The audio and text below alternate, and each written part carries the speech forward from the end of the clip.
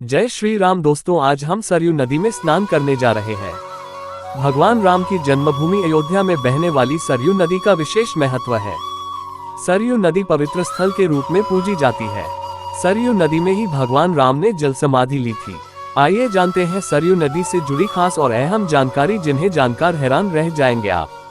भगवान राम की जन्मभूमि अयोध्या में राम मंदिर बनकर तैयार हो चुका है। इस अवसर पर अयोध्या नगरी की शोभा का शब्दों में वर्णन करना मुश्किल है। ऐसे में सरयू नदी का जिक्र न हो, ऐसा तो हो ही नहीं सकता है। अयोध्या की गाथा सरयू नदी के बिना अधूरा है।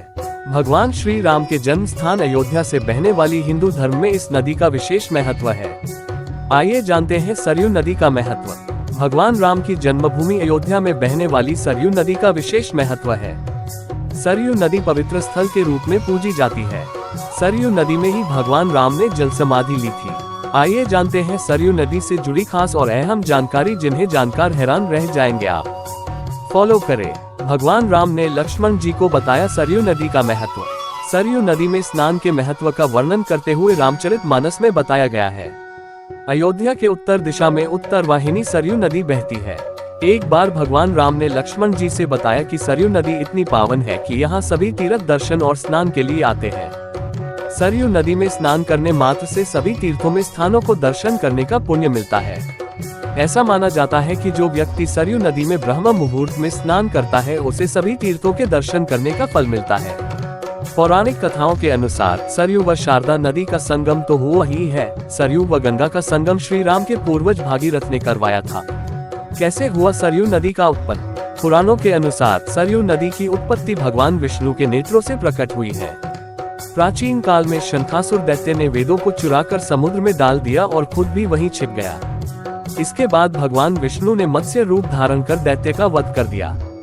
फिर भगवान विष्णु ने ब्रह्मा जी को वेद सौंपकर अपना वास्तविक रूप धारण किया। इस दौरान भगवान विष्णु खुश हो उठे और उनकी आंखों से आंसू टपक पड़े। ब्रह्मा जी ने उस प्रेमाश्रु को मानसरोवर में डालकर उसे सुरक्षित कर लिया। इस जल को महापराक्रमी वैवस्वत महाराज ने बाण के प्रहार से मानसरोवर से बाहर निकाला। यही जलधारा सरयू नदी कहलाई। सरयू नदी किसकी पुत्री है?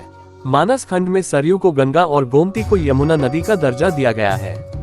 धार्मिक ग्रंथों के अनुसार जिस प्रकार गंगा नदी को भागीरथी धरती पर लाए थे, उसी प्रकार सरयू नदी को भी धरती पर लाया गया था। भगवान विष्णु की मानस पुत्री सरयू नदी को धरती पर लाने का श्रेय ब्रह्मर्षि वशिष्ठ को जाता है। सरयू नदी को भगवान शिव ने क्यों दिया श्राप? भगवान राम ने सरयू नदी में ही जल समाधि ली थी।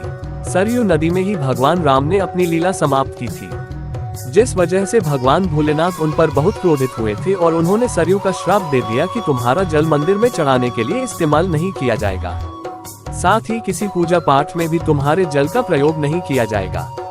जय श्री राम दोस्तों, आज के लिए इतना ही। अगर आपको हमारा वीडियो पसंद आए तो लाइक और सब्सक्राइब करें।